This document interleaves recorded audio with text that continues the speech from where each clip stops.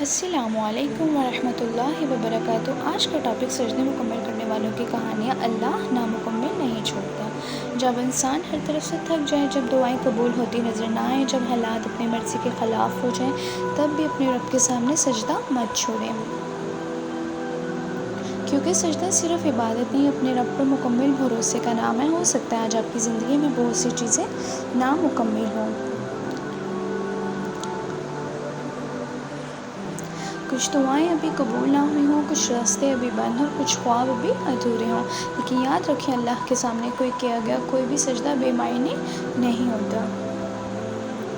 آپ کا رب آپ کی خاموش دعائیں بھی جانتا ہے، آپ کے آنسو بھی دیکھتا ہے اور آپ کے دل کی وہ بات بھی جانتا ہے جو آپ کسی سے کہہ نہیں پاتے۔